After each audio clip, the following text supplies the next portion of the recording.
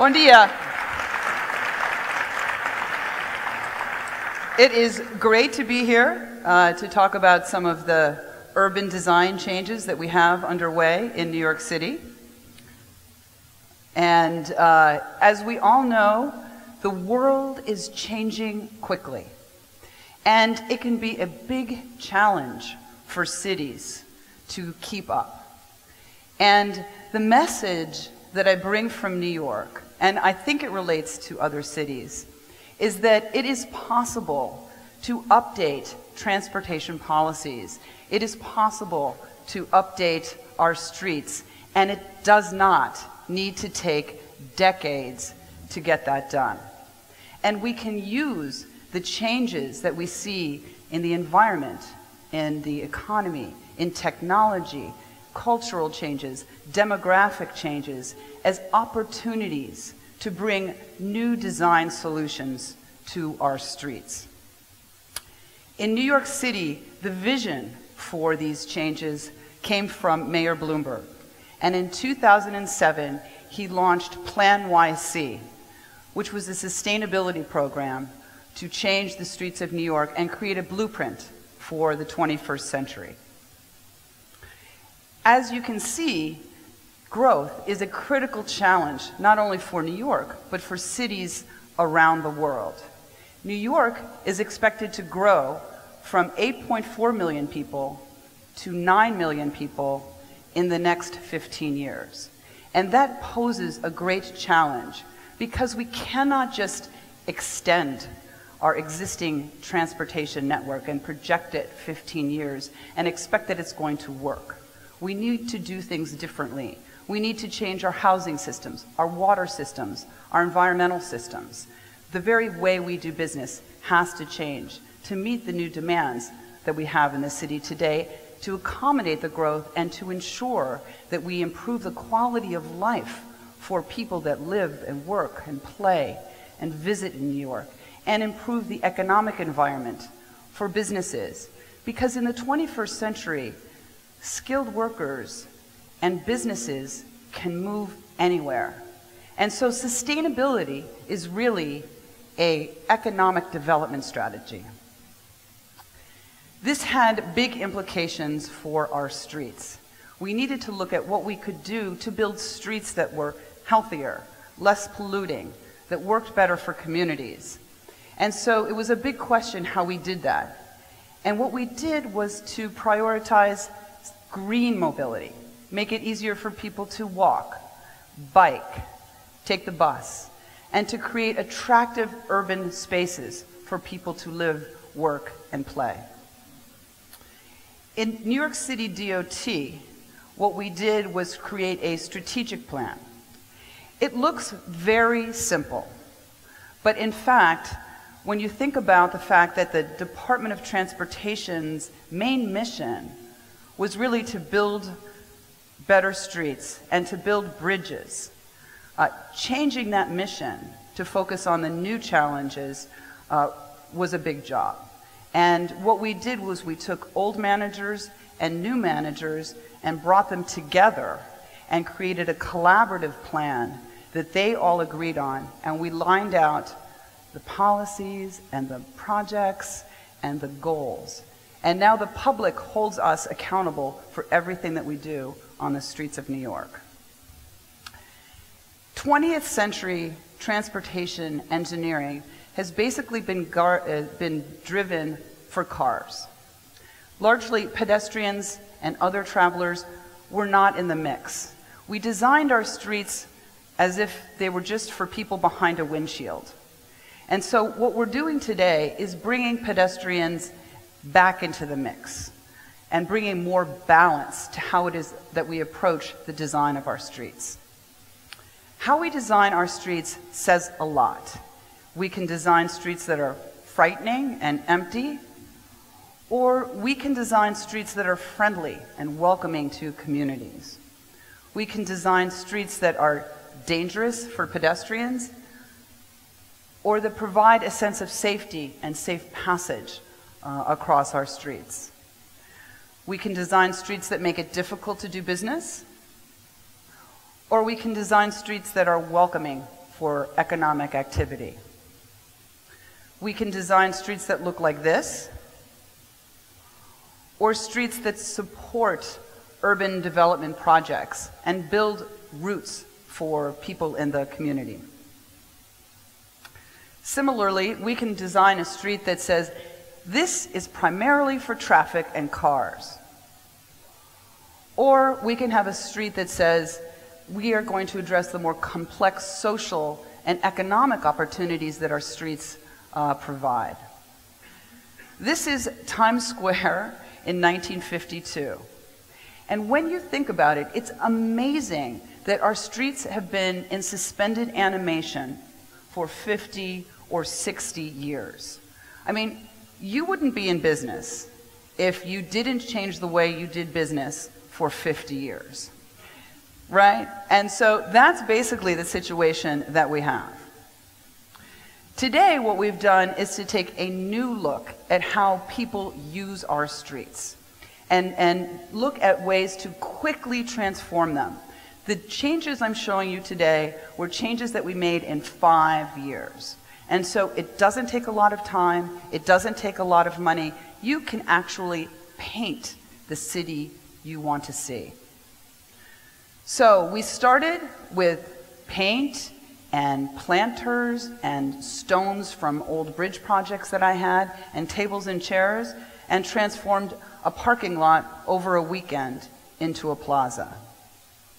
We made changes at Union Square very quickly, and New Yorkers were able to see that we could change a city overnight.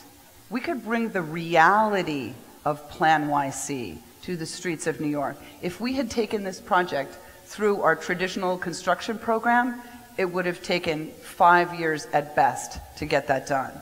And we were able to get this done very, very quickly, and the businesses were able to benefit immediately from the additional foot traffic. Probably our biggest flagship project was the pedestrianization of Times Square, and you can see this here. And we made it much more welcoming for people and for visitors and New Yorkers. And we changed Broadway from 59th Street down to 14th Street from a thoroughfare into a local access route with a bike lane, with plazas, and much more organized streets that made it safer for everyone. We're bringing these kinds of changes all across the city. The plazas that you see here, we've converted 13 acres of roadway into new public space. And we have 13 more acres that will be done by the time we leave office in a year. The kinds of changes that we're making are being replicated all over the world. In fact, here in Buenos Aires at Mitra and Lavari Street, you can see transforming the pavement quickly with paint and turning it into a safe pedestrian zone. All of our temporary plazas, it's important to note, will go through the regular capital construction program, and they'll be followed by high quality materials. This is the design for Times Square, and when all of you come to New York this summer, this is what you will see. And you can see actually that it is a great living room for New York. It's a great stage for everyone to be on.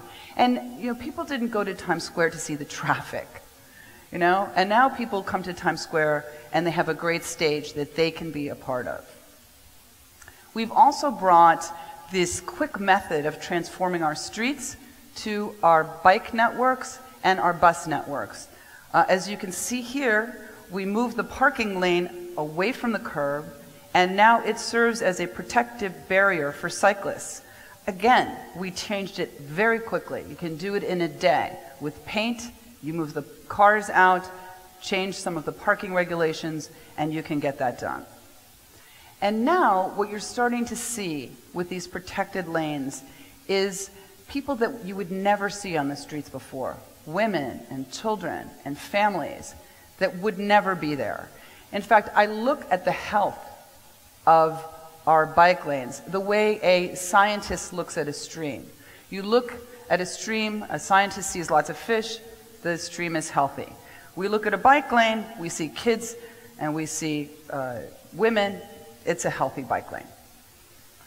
And we have worked very, very hard, very quickly, to build out the network. We've put down 280 miles of on-street bike lanes in 4 years.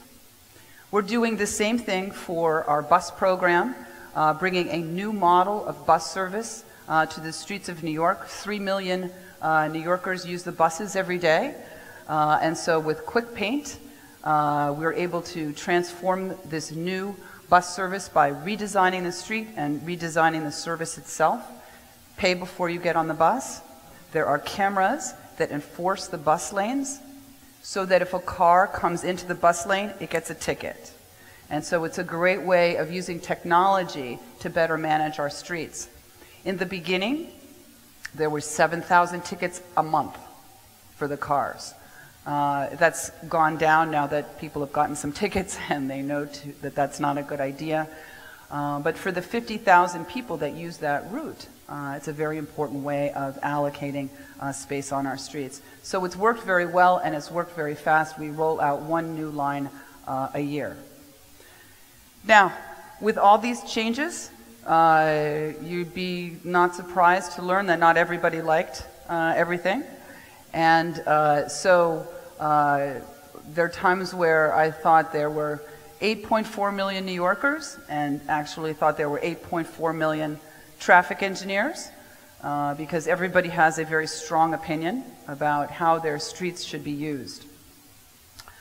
And there's been a lot of negative stories that were done over time, and you have to have very thick skin. My skin is much thicker than when I started this job 4 years ago. But it takes courage and passion and leadership to stand behind these changes. And fortunately, I work for a great mayor, Mayor Bloomberger, who stands behind these changes, and he understands that the status quo will not work for cities, big cities that want to succeed in the 21st century. The interesting piece, too, is that the public has been ahead of the press. They understand that common sense solutions work. New Yorkers used to avoid Times Square like the plague. Nobody wanted to go to Times Square. Lots of tourists, you know, you walk behind them, it takes forever. You know, nobody wanted to do that, and so you stayed away. And now all New Yorkers are moving in, many more people there, 11% increase in foot traffic, which is great for business. And so what we've seen now, 5 new flagship stores have moved into Times Square. In fact, retail rents, since we've made the changes, have doubled, and now Times Square is one of the top 10 retail locations in the world. And that certainly wasn't there, that was not the case before we made these changes. Everything we do gets measured. I work for a data-driven mayor, and the fortunate piece is because we moved quickly, we now have a great body of work to assess the impact of these changes. So we see big changes and improvements in retail along the corridors where we put in pedestrian plazas. We see big benefits from our bike lanes. Biking has quadrupled in the time since we've put in these bike lanes. And there's safety in numbers. The more people that are biking, the safer our streets become. No increases in cycling injuries, despite the significant increase in commuter cycling. This is our protected bike lane on 9th Avenue, which used to be just a big expanse of concrete, just nothing there. And now you can see the boulevard with the protected bike lane. We've seen an increase on all of our protected bike lanes, 50 to 200% increase in cycling. And retail sales along the corridor have gone up by 50%. So it's great for business, it's great for commuters, and it's great for safety. Some of you probably heard about Hurricane Sandy, which struck New York, traumatic event. One of the pieces that was a highlight, though, you know, very difficult to get around, the subways were down, a lot of people turned to the cycling network. We had 5 times the number of people cycling as a result of Sandy taking advantage of the new networks. Even before Sandy, New Yorkers were showing their support for the bike lanes, 2-to-1 support among the public for the bike lanes, despite all the criticism. And now, when you come to New York in the spring, you will see our new public bike program. We're going to have 6,000 bikes on the streets of New York this spring, 100% private sector funded by Citibank, and they're solar powered stations and they're wireless, so they're easy to move around, and it's a great new option for New Yorkers, particularly taking short trips. Most of the trips in New York are under 2 miles, and New York is essentially flat, so it's just a great new way to get around town. We've also seen great results from our bus programs. Ridership up, travel times are down, and again, we've seen increases, 70% increase in retail sales for the businesses that are located along these bus routes. A very key piece of our work is about engineering our streets for safety. It's taken years to drive down traffic fatalities, and so we work very quickly, focusing on dangerous intersections and make these changes on a rolling basis. The other focus that we have is on speeding. We did some polling, and we found most New Yorkers did not even know what the speed limit was, which is not a good situation. And so we let them know that if you are hit by a car going 40 miles an hour, there's a 70% chance you will die. If you are hit by a car going 30 miles an hour, there's an 80% chance you will live. That's why it's 30. So we have a whole series of campaigns on slow zones in neighborhoods, and working very closely with some of our media partners to get the message out. So the changes are working, they are happening. New York City has 6,000 miles of streets. In a way, New York City DOT is the largest real estate developer in New York City. It's not Donald Trump, it's the New York City Department of Transportation. And so we have not looked at our streets as the valuable assets that in fact they are. You can change them now. And we've been able to make these changes without affecting traffic in a negative way. In fact, because so many of our streets have not been updated, we're able to update our traffic regulations, update our turning lanes. You can see we could have bike lane, the parking, moving traffic, and a bus lane, and we're able to make those changes without affecting traffic. And I can show you that because all of the 13,000 yellow cabs in New York have global positioning systems, so we can measure how the traffic is moving. So you can make these changes, and it doesn't need to make traffic worse. So when you think about it, we are in an urban century. For the first time in history, more people are living in cities, and that's extraordinary. And so we have the opportunity now, in fact, we have to do whatever we can to bring design solutions that work for our people and work for the planet, and we can make these changes in real time. Thank you.